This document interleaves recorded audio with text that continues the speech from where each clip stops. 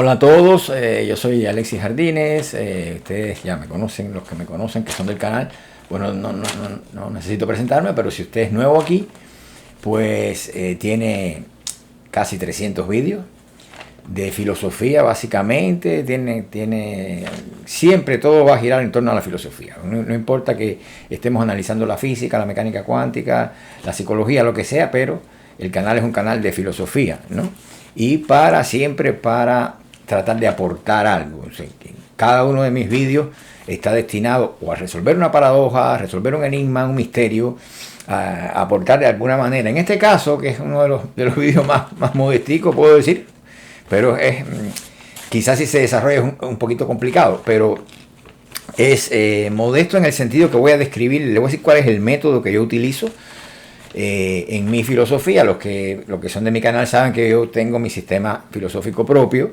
Yo tengo varios libros escritos, en esos libros está plasmado el sistema. Pero bueno, el método no ha hablado mucho. Y entonces hoy le voy a comentar algo acerca de qué método yo sigo. En realidad, entiendan esto. No hay un método científico, eso no existe. Como lo he dicho en otros vídeos, no existe el método científico. ¿Cuál es el método científico? Es un invento positivista. Toda esta corriente positivista que se han inventado, porque filosofía de la ciencia, metodología del conocimiento de la ciencia, toda esa gente que se han inventado un método científico, eso no existe. Ninguna gran teoría se ha hecho siguiendo un método específico. Ningún gran genio de la física ha descubierto nada sometiéndose a un método que le es ajeno, que él tiene que seguir unos pasos que no inventó él. Eso no existe. En la filosofía pasa exactamente lo mismo. No hay un método filosófico, no existe. Así que si le hablan de método filosófico, pues no le crean.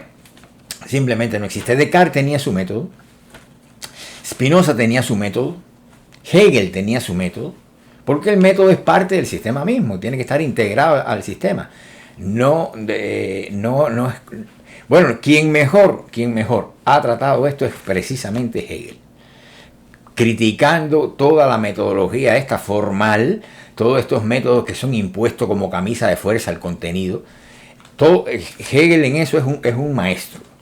Entonces, y sobre todo, él muestra su propio método en la lógica, cómo ese método formal se llena de contenido en su despliegue y cómo después se amplía en sistema.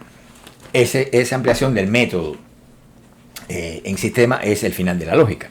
Y toda la fase lógica es el recorrido del método contenido y método absoluto. Cuando se llega a la idea absoluta, que es el método absoluto mismo, no es otra cosa que el método absoluto, pues entonces ya esa es su ampliación en sistema de la filosofía. Y ya como ustedes saben, esa idea decae, extrañada de sí en naturaleza. Ahí abandonamos lo que es propiamente el método, la parte propiamente formal, pero entiendan que en esa esfera esa forma se llena de contenido, etcétera, etcétera. Bueno, ya sería meternos en Hegel, ¿no? No voy a seguir por ahí porque no es Hegel, soy yo. ¿Cómo yo veo las cosas? Por ejemplo, el mismo método de Hegel, ya que estamos en él, de lo que yo me doy cuenta es que en el terreno de la lingüística estructural, Saussure utiliza, y gracias a Saussure tenemos estas herramientas, el enfoque diacrónico y el enfoque sincrónico. Esto se aplicaba a la historia también. Pero bueno, yo lo que hago es darle una interpretación filosófica, darle más dimensión, una dimensión filosófica a estos métodos que son restringidos a la lingüística, a la historia, lo usan a su manera, ¿entiendes? No es exactamente en el caso mío, porque en el caso mío yo necesito que estos métodos cobren una dimensión epistémica. Ahora se lo explico. Por ejemplo, ya tenemos dos momentos, el de la diacronía y la sincronía. Relacionen, para que lo entiendan mejor, lo diacrónico con la sucesión y lo sincrónico con la simultaneidad. Relacionen lo diacrónico con el tiempo y lo sincrónico con el espacio. Relacionen lo diacrónico con la evolución y lo sincrónico con la, vamos a decir, emanación, en todo caso, ¿no? Con la emanación en sentido plotino, pero sin asumir que hay una degradación de lo más perfecto a lo menos perfecto, como el caso de Plotino, sino simple y llanamente hay una generación de algo, ¿no? Entonces, también por eso podemos incluir los momentos de transformación y creación dentro de esta relación entre lo diacrónico y lo sincrónico. ¿Cómo se vería, por ejemplo, esto último que dije? Bueno, toda la ciencia va a adoptar el modelo de la transformación. ¿Por qué? Porque y la religión, siempre recuerde que estamos usando los dos opuestos. Entonces va a utilizar el esquema de la creación, la génesis, una creación a partir de la nada, mientras que la transformación siempre se presupone un algo ya, y entonces todo se explica mediante la transformación de ese algo. ¿Qué tiene de malo el modelo científico? Bueno, justamente que hay que presuponer la existencia de ese punto de partida como algo dado y sin justificación. Hay que asumirlo porque ese es el modelo transformativo de la transformación. Es una evolución a partir de algo que ya existe. ¿Sí? Entonces, ese algo que existe, que no es causa de sí mismo, que no es razón absoluta, no es nada, no tiene justificación y siempre va a permanecer como un comienzo cuestionable. Entiéndase el Big Bang o lo que se invente ya después Big Bang, porque el Big Bang ya ni siquiera, ahora están diciendo que ya no hubo Big Bang, etcétera, etcétera. Da igual, no importa, eso iba a pasar. Desde que inventaron ese modelo, más se sabía que en un momento determinado iban a rechazar esa idea, ¿no? Eso es lógico. Y cuando inventen otra, pues inventarán otra. Justamente ¿por qué? Porque están dentro del modelo de la creación. Entonces, eso es un punto de partida condicionado. Tiene condiciones y no lo encontramos. Entonces, vamos a aterrizar esto a ver cómo se complementan lo diacrónico y lo sincrónico. Déjenme ponerle un ejemplito. Vámonos a ese bodrio que le llaman marxismo, pero es que es un ejemplito muy bueno, sobre todo para explicarlo en una clase. Esto sirve, ¿no? Miren, por ejemplo, si usted le pregunta a Engels, recuerden que el marxismo, bueno, estas dos figuras, Engels y Marx, estos tipos ninguno de los dos eran filósofos, ¿ok? Pero yo los voy a traer como ejemplo. No de filosofía, ¿no? sino para que se den cuenta cómo funciona esto. Por ejemplo, eso que hace Engels lo puede hacer cualquiera. De hecho, lo hacen todos los historiadores de la filosofía. Lo que voy a poner a Engels, ¿por qué? Porque había otro Marx que le hace sin quererlo la contrapartida y entre ellos como que se contradicen, ¿no? Producto de esta visión estrecha, unilateral, que siempre, fíjense cómo yo le he dado las dos opciones, siempre he hecho dos columnas, una columna que va debajo de lo que es sincrónico y otra debajo de lo que es diacrónico. La idea es complementar estas dos cosas, que es el método mío. Entonces, obviamente, con dimensión filosófica ya, porque la complementariedad o complementación de lo diacrónico y lo sincrónico en la historia es necesaria. Eso no es un descubrimiento. Claro, ahí se usa de una forma un poquito... entiendan siempre que lo diacrónico, como dije ya, uno de sus momentos es la evolución, ¿verdad? Transformación, evolución. Si usted va a estudiar un fenómeno históricamente desde el enfoque diacrónico, pues usted lo va a ver en la línea del tiempo, cómo evoluciona, etcétera, etcétera, ese fenómeno. Si lo va a estudiar, digamos, sincrónicamente, pues lo va a ver de una forma presente y lo va a comparar con otros eventos que son simultáneos a él. Ya su historia no es necesaria, para que me entiendan, pero siempre va a hacer falta los dos. Yo se lo voy a explicar más para abajo. Entonces, eso es donde mejor se ve en la lingüística, ¿verdad? En el estudio de la lengua. Claro, Saussure es el que lo descubrió, ¿no? Y que lo usó en la lingüística. Entonces, por lo menos yo lo tomé de él, del curso de lingüística general. Entonces, le pongo el ejemplo. Por ejemplo, si usted le pregunta a Engels de la filosofía, Engels, como lo hizo en los escritos que él dejó, él le va a hablar de la historia de la filosofía, cómo la filosofía ha evolucionado en la historia. Eso es lo que hace todo el mundo, eso lo hacen los profesores en las aulas universitarias, ¿verdad? Una cosa es eso, ver la filosofía como evolución de los diferentes sistemas en la línea de tiempo, en la historia, fíjense, evolución, ¿verdad? Y otra cosa diferente es lo que hace Marx. Sin embargo, ninguno se dio cuenta que se contradecían. Claro que lo mejor de todo es complementarlo, ¿no?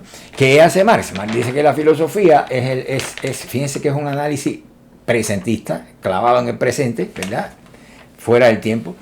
Él dice que la filosofía es sencillamente una metamorfosis de las relaciones sociales de producción, una forma metamorfoseada. Entonces habla de una, como ustedes saben, de una base económica y de relaciones que son superestructurales. Dentro de esta superestructura de la sociedad, que son formas ideológicas, que son sencillamente el reflejo distorsionado de las relaciones sociales que se establecen entre los hombres en el proceso de producción de su vida material. Una de esas es la filosofía. Ya están viendo cómo hay dos enfoques completamente diferentes. No te está hablando de la filosofía sin necesidad de acudir a su evolución, como resultado de la evolución anterior, ¿no? Y sin embargo el otro debe empezar, si te hablan de la filosofía, debe empezar a contarle de Mileto, las diferentes escuelas, cómo la filosofía evolucionó y demás. ¿Por qué? Porque ese está en el eje del tiempo, ese estamos dentro del esquema evolutivo, que es el mismo que se aplica en la teoría de la evolución de las especies de Darwin. Por eso les estoy hablando que el método es una de las características fundamentales, que es trascendental. Salvamos aquí el concepto de trascendental kantiano como condición de posibilidad del conocimiento. Usted ve las cosas así porque sencillamente ya tiene esa disposición a priori y trascendental que es como si se la aplique a las cosas. O sea, que son condiciones de posibilidad de ese conocimiento mismo. Si la evolución no se presenta bajo ese esquema de evolución temporal, ¿verdad? Como diacronía, pues sencillamente usted no la va a entender. Y muchas veces, ¿qué pasa? Que no son objeto de una experiencia posible, hablando kantianamente. Entonces usted tiene que tener esa forma que se la da a usted, que es la esencia del kantismo. Usted se la da, recuerden la revolución copernicana, ¿verdad? Si antes los objetos se reglaban, la razón se reglaba por los objetos, pues a partir de Kant al revés, los objetos se regulan por la razón. Entonces es obvio que necesitamos formas que sean a priori y trascendentales para poder adoptar este punto de vista. Entonces no vemos la evolución, por ejemplo, como no me quiero extender mucho en esto porque hay más cosas que decir. No vemos la evolución como una realidad fáctica, que eso está en la realidad, que la realidad no nos da, nosotros lo percibimos. No, nosotros tenemos eso es una precondición de posibilidad de ese conocimiento que estamos estudiando, porque si no tuviera esa forma, para que me entiendan, evolutiva en el eje del tiempo, pues usted no serían objetos de una experiencia posible para usted. Porque ¿cómo explicaría eso que quiere, esa diversidad de especies que veo, como quiera verla usted? Usted la ve en forma. Es lo mismo que cuando usted mira una planta, usted está viendo, incluso inconscientemente, que esa planta es el resultado de la semilla, para que se dé cuenta. Ya eso es un esquema que usted tiene en su mente. Y entonces usted va a entender la planta únicamente como resultado de la evolución de la semilla. La semilla germina, produce la planta produce fruto y empieza otra vez el ciclo. ¿Se dan cuenta? Porque va evolucionando de una forma menos perfecta a una forma más perfecta. Así es como usted entiende las cosas. O sea, que usted tiene en su cabeza una estructura trascendental a priori que le hace posible el conocimiento de ese objeto llamado planta. Pero va a ver de esa manera. Y eso es lo que hace la ciencia.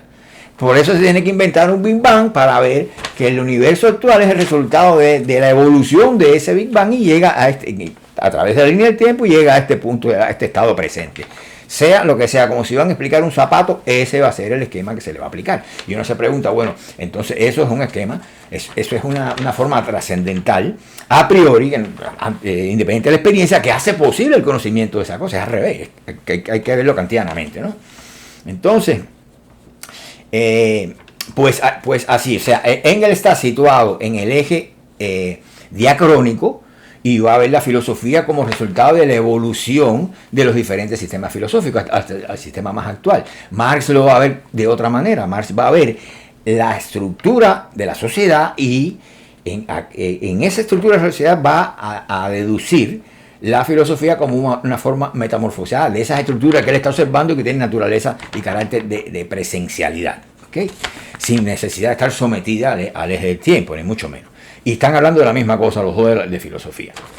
Uno dirá, bueno, pero es que aquel habla de la historia, de la filosofía, y bueno, pues es que la historia es justamente otro esquema que voy a explicar más adelante, creo que me va a dar tiempo a hacer eso, que siempre se va a escribir desde una forma,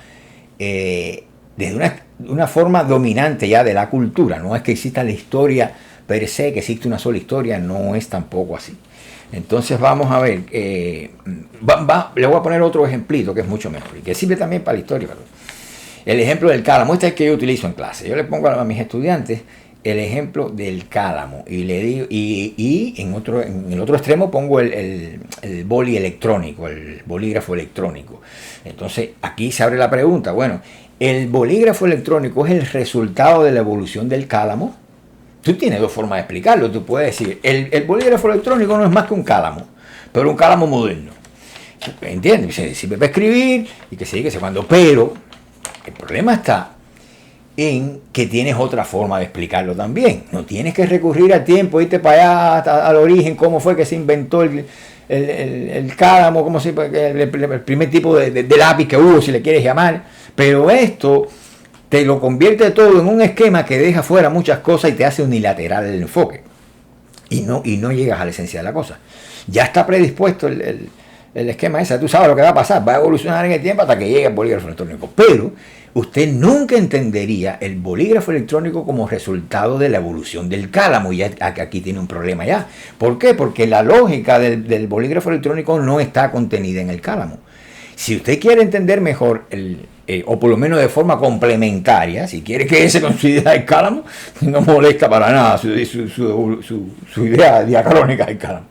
Pero si quiere ir más allá, necesita el enfoque sincrónico como complementario. En ese caso, usted tiene que estudiar no el cálamo per se, sino la tecnología. Porque ese cálamo usted lo ha pasado por toda la historia con independiente de la forma de la cultura que están dominando en cada momento determinado. Y ellas son las que producen, desde ellas se produce todo, hasta la realidad misma.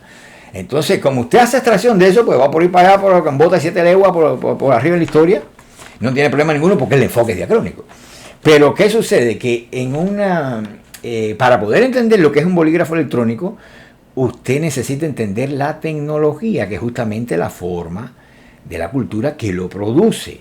Y ahí es donde él cobra todo su sentido, en la tecnología, porque usted, digamos que si eso tiene un chip dentro, que si tenga lo que tenga alguna electrónica ahí, pues usted tiene que entender qué es la tecnología, tiene que entender qué son los electrones, tiene que entender qué es la mecánica cuántica. Por lo menos tener una idea general de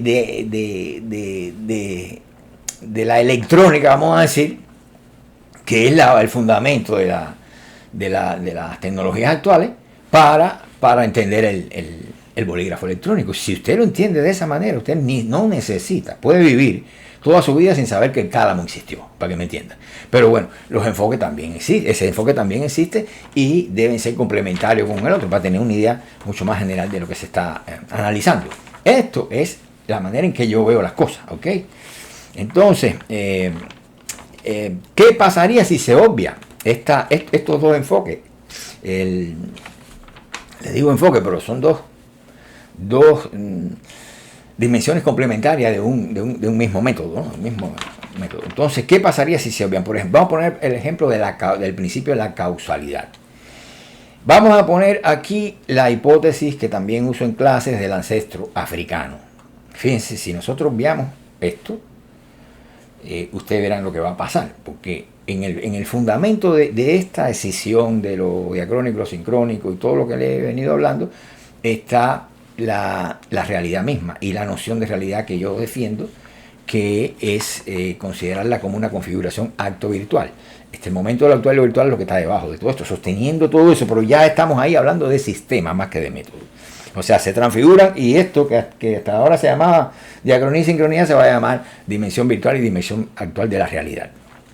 Entonces, poniendo el ejemplo del ancestro africano, con el principio de la causalidad, noten que, por ejemplo, se llega a la conclusión de que nosotros provenimos de un ancestro africano producto de que los seres humanos actuales están mezclados genéticamente. Se hacen unas pruebas genéticas con individuos vivos, reales, actuales, y se determina esa mezcla. Después que se tiene esa mezcla, entonces en un segundo paso se construye en un plano lógico explicativo una hipótesis que resulta ser el ancestro africano. Ahí no tenemos ninguna evidencia de nada, no hay interacción actual con el objeto. El ancestro africano siempre va a ser una una cosa de orden virtual, ¿verdad? Que ya le digo que existe en un plano lógico explicativo, pero no en el plano físico real con que usted puede interactuar, que eso sí serían los genes. ¿Entiende? Entonces, ¿cuál es el resultado de no observar esta relación? Muy simple, se va a invertir la relación causa y efecto. Y sobre todo, como no, tampoco, la filosofía no tiene eso, la mía lo tiene, porque la mía, yo se lo inventé para la mía, ¿no? Pero sobre todo, como no va a tener en cuenta la discriminación, la diferenciación de esos planos actual y virtual, pues no, pues se le va a fumar un rollo con el propio principio de la casualidad tremendo. ¿Por qué? Porque lo que usted tiene, su punto de partida, lo que usted puede medir, constatar, es la mezcla genética.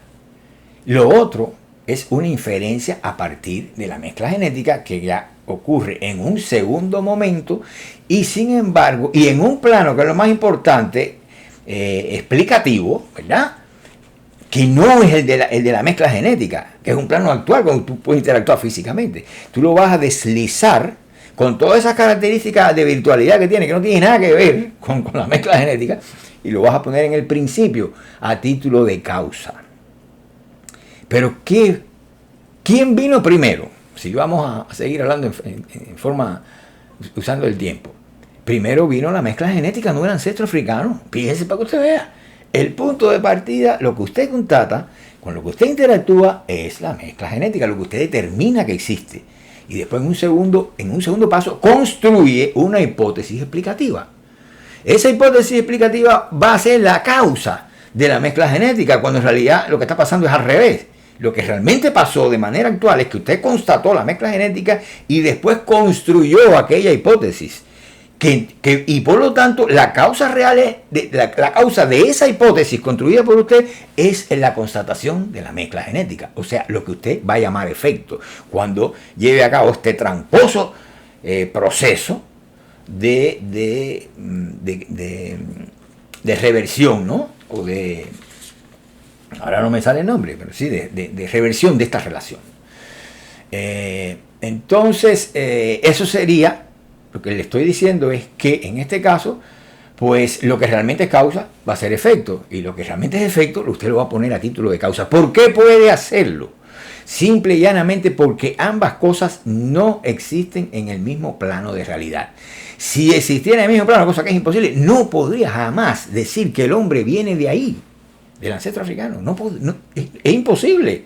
Fíjense la necesidad que hay de la complementación de estos enfoques, vamos a llamarle así, o de estos dos momentos del método, que es como me gusta a mí en definitiva llamarlo, y cómo las cosas se pueden poner completamente inentendibles, ¿verdad? Porque para usted le dice a una persona, no, nosotros somos el resultado, provenimos de un ancestro africano, esa persona lo va a entender perfectamente. ¿Por qué? Porque ella está situada en el eje de la diacronía también, el eje diacrónico, en la evolución temporal, y va a decir, sí, yo estoy aquí porque había agua detrás.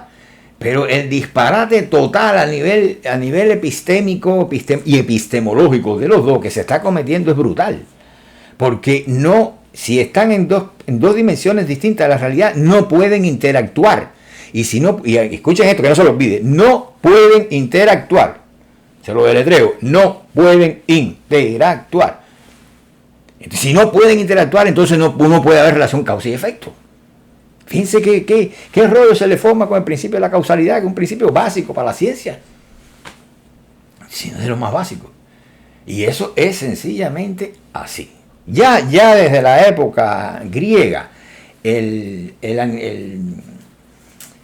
famoso griego Sexto Empírico, que, bueno, ese gran agnóstico, él decía, criticando el principio de la causalidad, decía, la causa no puede venir primero que el efecto, porque si viniera antes del efecto, si estuviera antes del efecto, pues sería causa antes de ser causa. Una causa sin efecto no es causa. Si usted la pone antes del efecto, pues eso quiere decir que es causa antes de ser causa. Pero tampoco puede existir simultáneamente con el efecto, porque de esa manera no se sabe cuál es la causa y cuál es el efecto. Y, agrega él, tampoco pudiera venir después del efecto, naturalmente, porque entonces el efecto fue la causa de la causa. O sea que el principio es bastante cuestionable, ¿no? Y sin embargo, eso es uno de los pilares de la ciencia. Y no solamente de la ciencia, de su manera de entender las cosas. Cuando va a la bodega, cuando va a la tienda, bueno, en su vida cotidiana. Usted lo usa sin darse cuenta. El principio de la causalidad una de las cosas fundamentales con la que usted, de sus herramientas fundamentales y también de la ciencia. O sea, de la conciencia cotidiana, del hombre común, de la vida cotidiana y de la científica. Y miren ustedes qué bases más endebles tiene cuando no se enfocan las cosas de este punto de vista, un punto de vista filosófico, y un poquito más allá, y sobre todo más completo y complementario, ¿no? Tenemos una dimensión completa que estamos viendo y se nos forman todos los rollos. Entonces, si quieren, llévenlo al psicoanálisis, a la ciencia. Bueno, aquello de la ciencia también es antropología, ¿no? Estos son los que nos hablan del acento africano y demás. Pero vamos a, digamos, ¿qué pasa con el psicoanálisis? Nosotros estamos convencidos de que de la relación síntoma-trauma que hay en el psicoanálisis, eso también a la gente es completamente racional e entendible, porque son estructuras que están en su cabeza y lo que no entre por ese molde, usted no lo va a entender, y cuando le ponen las cosas así, de modo que la causa produce el efecto y que lo precede y demás, usted lo entiende enseguida todo. ¿Entiende? Si vamos por el psicoanálisis, se lo va a encontrar la relación, esa misma relación causa y efecto en la relación síntoma-trauma. Usted dice, bueno, tengo una picazón en la piel, me está produciendo ahí unas ronchas, unas cosas, y no se me quita con nada. Va a 50 médicos, esto es un ejemplo bastante trivial, pero muy psicoanalítico, vamos a decir. Va a 50 médicos, se aplica 200 pomadas, se inyecta, se hace de todo, y sigue esa erupción ahí, ¿no? Esa alergia, esa cosa, y no se le quita. Entonces resulta que con la medicina no puede. Va al psicoanalista, que eso se conoce como talking cure, como una cura hablada, no necesita medicina, no te lo va a poner. Y entonces el psicoanalista pues usa su método y va a buscar, a partir de esa erupción que usted tiene en la piel y esa picazón, él va a buscar, porque va a tomar eso como síntoma de algo que está en el inconsciente. Entonces él va a buscar el trauma oculto detrás del síntoma. Entonces, una vez que ese trauma se conoce, claro, tú lo vas a acompañar a él, porque de eso se trata. En esa búsqueda vas a retroceder hasta tus orígenes. Tal vez el trauma fue en tu infancia, tienes que irte para allá con el psicoanalista y entonces, una vez que tú ese trauma se aflora y se verbaliza, ¿por qué? Porque necesita pasar a la conciencia. Mientras esté en el inconsciente va a estar oculto, va a estar reprimido. Justamente lo que usted tiene ahí, la erupción, es el trauma ese que está disfrazado de síntomas. Y por eso es que no se cura, porque tiene que deshacer el nudo traumático para que desaparezca eso, no echándose pomada. Entonces, como él no puede pasar, porque hay un mecanismo de la conciencia que se llama represión, no deja pasar esos desagradables impulsos que vienen del inconsciente que usted tiene olvidado, lo tiene reprimido ahí porque lo angustian, porque lo afectan y no quiere saber de eso. Y entonces, pues sencillamente ellos dicen, bueno, yo tengo que pasar el umbral de la conciencia de alguna manera. ¿Cómo lo hago? Pues me voy a disfrazar. Entonces se disfrazan de síntomas, ¿no? Entonces el síntoma sí puede atravesar porque la conciencia no lo va a reconocer y lo deja pasar. Y ahí le sale la picazón. Pero la picazón no es un asunto físico, fisiológico, es un asunto psíquico. Según la explicación esta que estamos dando ahora, ¿no? Más bien psicoanalítica. La pregunta sería, bueno, ¿qué es lo primero con lo que usted tiene, con lo que usted está realmente teniendo que ver? Lo que existe en un mundo que usted puede tocar, medir, oler de manera actual y del cual puede participar, es el síntoma. Ese es el primero. A partir del síntoma yo empiezo a hablar contigo, te acuesto en un sofá, me invento 17.000 cuentos y busco un supuesto trauma, y entonces ese trauma nunca va a ser algo palpable, tangible, nunca lo va a ser tampoco como el ancestro africano. No hay manera de decir que eso es verdad o mentira, no aplica, como no aplica para el ancestro africano. ¿Entiendes? Entonces, ¿cuál es la característica fundamental, el obstáculo fundamental que ofrece esto? Que el trauma existe en un plano, en una dimensión de la realidad, y el síntoma en la otra. ¿Entiendes? El trauma siempre va a existir en esa dimensión lógico-explicativa, como la misma hipótesis del ancestro africano. Siempre va a ser una cosa así, inasequible, intangible, una hipótesis al fin. Entonces tú te preguntas, ¿cómo es posible que yo como ser humano pueda haber evolucionado a partir de una hipótesis? Si yo soy un ser humano de carne y sangre, ¿cómo yo puedo venir de una hipótesis que es el ancestro africano? Porque no es otra cosa que una hipótesis. Y aquí con el trauma pasa exactamente lo mismo. Bueno, yo tengo esto, pero realmente esto fue lo primero que hubo en el tiempo. Esto antecedió a la construcción del trauma. Que ese trauma se construyó por miles de maniobras y malabarismo, y entonces el trauma apareció en mi infancia, pero como yo puedo... Sin embargo, a veces que funcionan las cosas, bueno, en el caso de psicoanálisis, ustedes saben que esto funciona igual que la brujería. La brujería no existe, pero si tú te sugestionas, pues te va a hacer daño, ¿me entiendes? Entonces, pues es así, hay una inversión de la causalidad en ambos casos. Lo que es causa real se pone como efecto. ¿Por qué? Porque el síntoma es al mismo tiempo la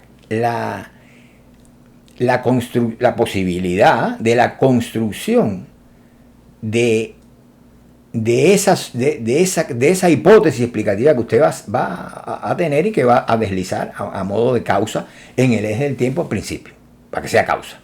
¿Se entiende? Entonces, el mecanismo es el mismo. Por eso le digo que esto tiene mucho, o sea, el descubrimiento de Kant de lo trascendental, pues sobrepasa a Kant mismo, ¿no? A Kant.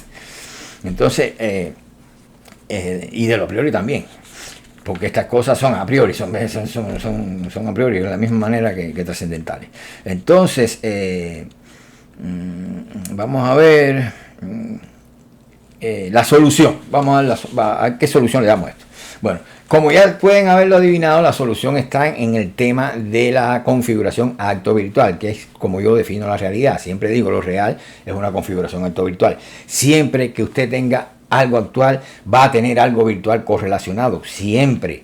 Y entonces es importante desde el punto de vista de la realidad, cuando estudiamos filosóficamente la realidad, establecer siempre las correlaciones acto-virtuales, porque si no la realidad siempre va a estar coja, le va a faltar. Fíjense que yo me he movido siempre en dos columnas, en oposición, ¿verdad? Con dos elementos que son complementarios. Aquí llegamos ya a la estructura de la realidad y es esa configuración acto-virtual. Necesitamos las dos cosas, lo actual y lo virtual. Ya estoy hablando no de método sino de sistema, estoy afuera, ¿no? Afuera en el sentido que ya el método pues se ha sobrepasado a sí mismo, ¿no? Y estas configuraciones acto-virtuales, vamos a poner un ejemplo de la luna. Usted siempre va a ver la luna, va a ver siempre la cara vista, iluminada. La cara oscura de la luna usted nunca la ve, nunca nadie la ha visto, ¿verdad? Esa cara. Aquí necesitamos usar a Husserl, porque Husserl fue, junto con Bergson, los únicos filósofos en la historia de la filosofía que antes de mí utilizaron, y que yo conozca, utilizaron los términos de actual y virtual. Es curioso, yo rastreé eso de ellos para atrás y no encontré que ningún filósofo utilizara eso. Entonces la cosa empezó en el siglo XX, la primera mitad del siglo XX, con Husserl y Bergson, donde justamente el sistema hegeliano, y fíjense que no es casualidad nada aquí, justamente cuando el sistema hegeliano se apaga, la influencia de Hegel, y con él, como mucha gente cree, se acabó la filosofía. Entonces, justamente los dos sistemas más interesantes desde el punto de vista filosófico, los que yo llamaría sistemas propiamente dicho, son los de Husserl y Bergson, los demás no. Entonces, en el siglo XX, quiero decir, ¿no? A partir del siglo XX. Entonces, da la casualidad que estos son los dos que utilizan lo actual y lo virtual. Ya después Deleuze lo usa y alguna que otra gente después de ello. Pero para atrás nadie, ¿entienden? Entonces, cuando uno va a ver, lo actual y lo virtual son los conceptos que en definitiva van a sostener las oposiciones estas de lo material y lo ideal, de la potencia y el acto que viene de Aristóteles. Esos son los conceptos que nos faltaban. Entonces, en el caso de la luna, el ejemplo que le estaba poniendo, pues la cara oscura de la luna siempre está virtualmente, no voy a decir la palabra existente porque no pega, la existencia es otra cosa. Su realidad es de naturaleza virtual. Ella va a estar ahí virtualmente. Y le hablé de Husserl, ¿por qué? Porque voy a utilizar un concepto husserliano. No quiero complicar las cosas aquí, pero este sí lo necesito. Esa cara oscura de la luna va a estar apresentada con la cara vista. Se da por apresentación, que es un término de Husserl. Así es como se da la correlación acto-virtual, por apresentación. Siempre va a haber una presentada y la otra actual. ¿ok? Entonces, ya que ustedes pueden escoger, si quieren, se quedan con la cara vista a la luna y van a decir que la luna es eso. Eso es lo mismo que estar dentro de todo el esquema de la evolución y creer que solamente creerse que lo que te explica la evolución es la verdad, la verdad completa. Cuando eso es solamente la mitad de la verdad. Entonces este es el tipo que cree que la luna es la cara vista, es lo mismo. Pero lo real es una correlación acto-virtual. Entonces hay un lado que siempre va a estar presentado. Si por ejemplo vamos a la función de onda, por ejemplo en mecánica cuántica, para ir más profundo a la ciencia, pues la función de onda en mecánica cuántica tiene un comportamiento dual, se manifiesta, tiene una evolución, vamos a decirlo así, una evolución cabe porque está muy bien. Ella tiene una evolución determinista, como una superposición de estados, y entonces tiene también, pero esto tiene un tipo de realidad que no es física, en el sentido que tú no puedes interactuar, no es actual, es la palabra. Física es, pero no es actual. Aquí hay un problema con los físicos, porque los físicos dicen, no existe la función de onda. Fíjense los rollos que se forman cuando uno no sabe a nivel de método utilizar la diacronía y la sincronía, y cuando uno sabe a nivel de sistema, cuando su noción de realidad no la extiende al plano de lo virtual o a la correlación alto-virtual, cuando ve un solo momento. Aquí pasa exactamente lo mismo. La función de onda tiene la forma de evolución determinista, que es de acuerdo a la ecuación de Schrödinger, y tiene la otra, que es la indeterminista, que es el colapso de la función de onda. Entonces usted no puede separarlo, no puede decir, no, nada más que voy a ver una sola.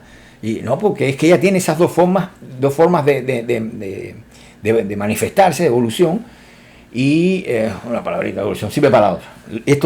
Lo otro es un colapso, no es una evolución, para que colapsa todo el eje de la diacronía, en este caso, porque es una evolución en función del tiempo, del estado de un sistema cuántico. Entienda que están en la pura diacronía, el tiempo es esencial ahí, por alguna función. Esa evolución en función del tiempo, y eso se le puede llamar evolución porque ese es el nombre que lleva. Y también es virtual, ocurre en una dimensión virtual de la realidad. La forma determinista de evolución de la función de onda, la de Schrödinger, la que es de acuerdo a la ecuación de Schrödinger, porque después lo que viene es el colapso de todo eso, colapsa la superposición. Y cuando esto ocurre, ante la medición, ante la interacción con el sistema cuántico descrito, y colapsa todo su estado de superposición, y deviene un sólido, un corpúsculo que ya eso tiene masa, que es capaz de ser medido, etcétera, etcétera, etcétera. Fíjense que eso es actual. Eso solamente, o sea, el colapso de la función de onda se da en una realidad de naturaleza actual. Eso es imprescindible. Eso, la esencia que tiene el colapso de la función de onda, que se da de manera actual. Mientras que la esencia de la forma determinista o de la superposición de la función, pues existe en el espacio de Hilbert, un espacio de configuración que es un espacio virtual. Entonces, tenemos que ver, los físicos cuánticos se chocaron con la realidad y se dieron cuenta que necesitan los dos, pero no saben explicarlo. Entonces, bueno, pues ahí se los dejo. Si quieren otros ejemplos de correlación alto-virtuales, no hay nada en el mundo, ni en el cielo ni en la tierra, que no sea una correlación alto-virtual. Nada, absolutamente nada. Y cuando digo nada, es nada. Nada, ni la silla, ni las estrellas, ni nada, absolutamente nada, ni usted mismo. Ni usted mismo. Si quiere un ejemplo, piense en su nombre. Y dígame qué relación hay entre usted y su nombre. Su nombre es usted. Es así. Pero sin embargo su nombre no pesa, no se puede medir, no se puede tocar, no se puede interactuar con él, no tiene extensión, no tiene nada. Entonces, ¿cómo usted va a hacer eso? Usted es eso, porque ese es su vamos a decir, la extensión virtual suya.